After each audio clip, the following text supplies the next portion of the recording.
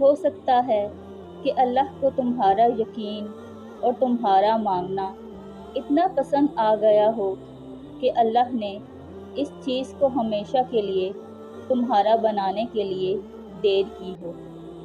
صلہ بنانے کے لیے اللہ انتظار بھی بڑھا دیتا ہے، اور تمہیں تو اندازہ بھی نہیں کہ کیسے تمہارا اللہ آنکھ کے سامنے اور آنکھ کے اندر کا منظر بدل دیتا ہے۔ تمہارا اللہ پل میں کیا سے کیا کر دے، تم تو یہ سوچ بھی نہیں سکتے۔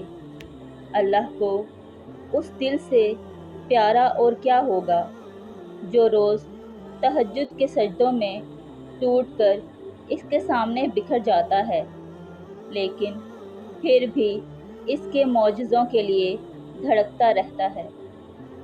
توکل کرو جیسے نوح علیہ السلام نے دوران سیلاب کیا۔ توکل کرو جیسے ابراہیم علیہ السلام نے دہکتی ہوئی آگ میں کیا۔ توکل کرو جیسے موسیٰ علیہ السلام نے سمندر پر چلتے ہوئے کیا۔ توکل کرو جیسے یوسف علیہ السلام نے اندھے کنویں میں کیا۔ توکل کرو جیسے یونس علیہ السلام نے مچھلی کے پیٹ میں کیا، اور توکل کرو جیسے ایوب علیہ السلام نے بیماری میں کیا۔ توکل کرو جیسے بی بی ہاجرہ نے تپتے ہوئے صحرا میں کیا۔ توکل کرو جیسے زکریا علیہ السلام نے اپنی بیوی کے بانجھ ہونے کے باوجود اولاد کی دعا کرتے ہوئے کیا۔ بس یقین رکھو، اندھا یقین، پھر دیکھو کیسے مقدر بدلتے ہیں، کیسے آزمائشوں کے پہاڑ ریزہ ریزہ ہو کر ٹوٹ جاتے ہیں، کیسے معجزوں کے دروازے کھلتے ہیں۔ اللہ تعالیٰ تو ان کہی دعائیں بھی جانتا ہے جو صرف تمہارے دل اور دماغ میں چل رہی ہوتی ہیں، لیکن اسے پسند ہے جب تم خود اس سے مانگتے ہو۔ جب ایک مرتبہ دوران وحی حضرت موسیٰ علیہ السلام خاموش بیٹھے تھے تو اللہ تعالیٰ نے فرمایا، اے موسیٰ علیہ السلام، یہ تمہارے دائیں ہاتھ میں کیا ہے؟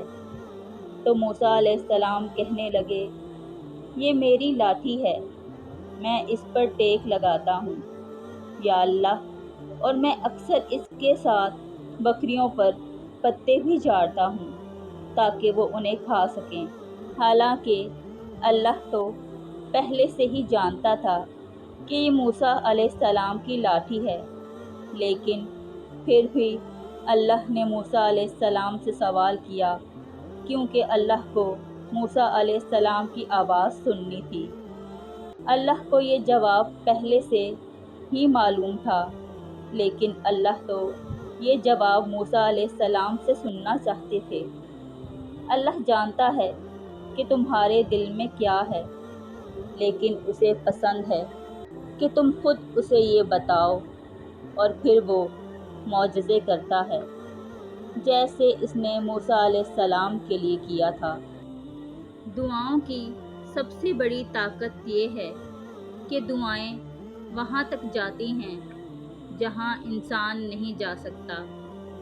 اللہ سے لے کر معجزوں تک، کن سے لے کر فیکون تک، ہر جگہ کچھ دعائیں اللہ فوراً قبول کر لیتا ہے، اور کچھ دعائیں بار بار اللہ سے مانگنی پڑتی ہیں، کیونکہ وہ دعائیں اللہ کی پسندیدہ دعائیں ہوتی ہیں، اور ان دعاؤں کے لیے تمہارا سجدہ ریز ہونا بہت پسند ہے۔ اس لیے اللہ ان دعاؤں کو تم سے وقتی طور پر دور کر دیتا ہے، لیکن تمہارے دل سے انہیں کبھی بھی نکلنے نہیں دیتا، تاکہ تم اللہ سے مانگنا نہ چھوڑو، کیونکہ وہ دعائیں ہی تمہارا مقدر ہوتی ہیں۔ بس ان کی قبولیت کے لیے اللہ نے جو وقت مقرر کر رکھا ہوتا ہے وہ تمہارے سوچے ہوئے وقت سے تھوڑا زیادہ ہوتا ہے۔